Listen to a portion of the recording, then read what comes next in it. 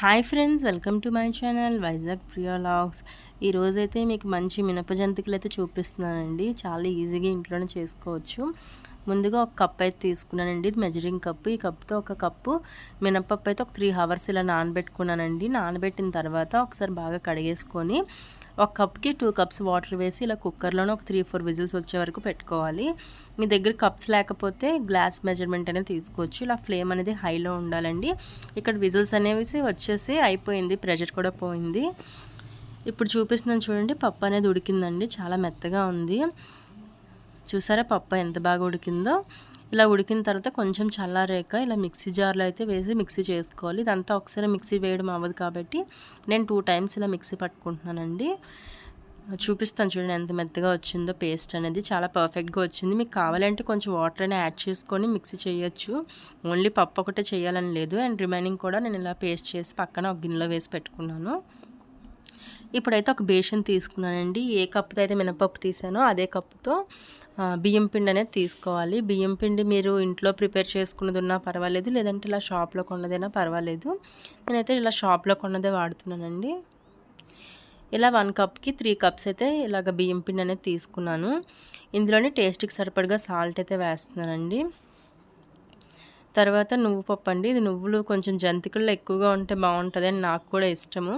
అందుకనే 1.5 స్పూన్లా వేసాను. And warm వచ్చేసి ఒక 1/2 స్పూన్ వేసాను. వామ్ అనేది డైజెస్ట్ అవ్వడానికండి.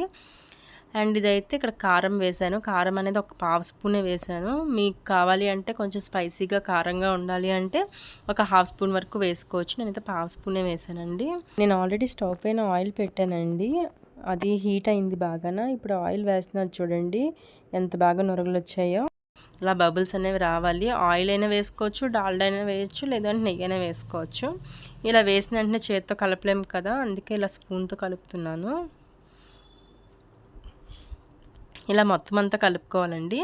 కలుపుకున్న తర్వాత పేస్ట్ అయితే ఆల్రెడీ మనం చేసి పెట్టుకున్నాం కదా మినప్పప్పు పేస్ట్, ఈ పేస్ట్ అనేది మొత్తం అంతా యాడ్ చేసేసానండి. కరెక్ట్గా సరిపోతుంది క్వాంటిటీ అనేది. అండ్ కొంచెం వాటర్ కూడా కావాలి, అందుకని నేను ఆ మిక్సీ జార్లో కొంచెం అలా వాటర్ వేసేసి అది పక్కన పెట్టుకున్నాను. ఇదైతే ఒకసారి కలుపుతున్నాను చూడండి.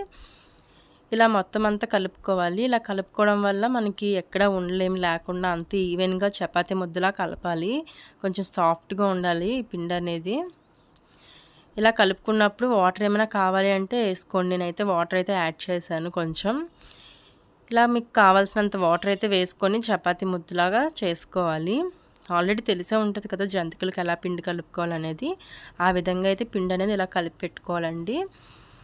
చూపిస్తున్నాను చూడండి ఎంత స్మూత్గా ఉండాలో. చూసారా ఎంత బాగుందో పిండి అనేది. ఈ విధంగా ఉండాలండి.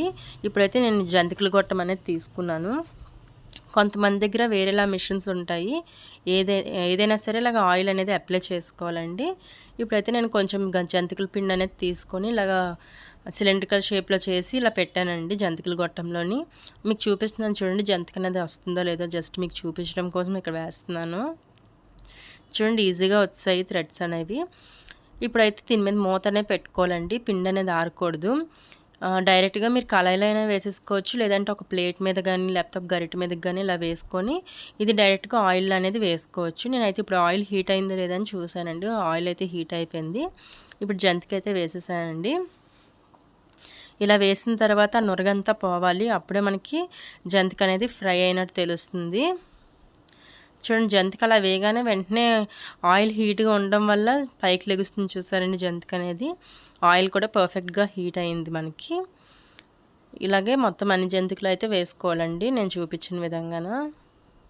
మీరు డైరెక్ట్గా ఒకే జంతిక కావాలంటే డైరెక్ట్గా వేసేసుకోవచ్చు, కానీ నేను మాత్రం ఇలా చిన్నవే వేస్తున్నానులేండి. ఇంకొకటి ఏంటంటే మనం జంతికలు ఇలా తీసినప్పుడు చాలామంది గరిటెలతో తీస్తారు, చిల్లులున్న గరిటెలతో. అలా వాటితో తీసే కన్నా ఇలా నేను చూపించిన విధంగా స్క్వీకర్ రోడ్స్ ఉంటాయి కదా, అలాంటి వాటితో అయితే ఈజీగా ఉంటుంది. ఇక్కడ చూడండి నాకు జంతికల గొట్టంలోని పిండి అయితే అయిపోయింది. అప్పుడు ఏం చేశానంటే కొంచెం ఇలాగా చేయి తడుపుకోవాలండి. చేతిలోని కొంచెం ఇలా వాటర్ తీసి ఆ పిండి మీద ఇలా స్ప్రింకిల్ చేసి అది అలా చేయాలి. అలా చేయడం వల్ల మనకి పిండి అనేది ఈజీగా జంతికి వేసినప్పుడు బయటకు వస్తుందండి గొట్టంలో నుంచి. ఇదొక మంచి టిప్ అండి. ఒకసారి ట్రై చేయండి ఎవరైనా జంతికలు వేసినప్పుడు ఇలాగా. జస్ట్ ఇలా చేతితోటి కొంచెం వాటర్ తీసి మనం ఏదైతే పిండి చేసి వేద్దాం అనుకుంటున్నామో అక్కడ అలా స్ప్రింకిల్ చేసి ఆ తడితోటి ఆ పిండికి కలపాలండి.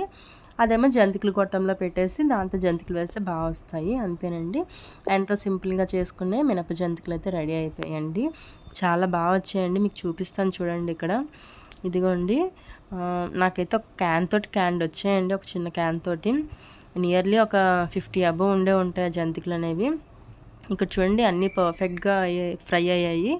మీకు ఒకటి చూపిస్తాను చూడండి. జంతికలు అనేవి సౌండ్ కూడా మీకు వచ్చేలా పెట్టాను నేను. అందుకే చూసారా ఎంత క్రంచీగా ఉన్నాయో జంతికలు. టేస్ట్ కూడా చాలా బాగున్నాయండి. మీకు ఈ వీడియో నచ్చితే ప్లీజ్ లైక్ చేయండి, షేర్ చేయండి, నా ఛానల్ని సబ్స్క్రైబ్ చేసుకోండి. ఏమైనా డౌట్స్ ఉంటే కమెంట్ బాక్స్లో చాట్ చేయండి. Thank you for watching friends. Bye friends. Next వీడియోలో మళ్ళీ కలుద్దాం.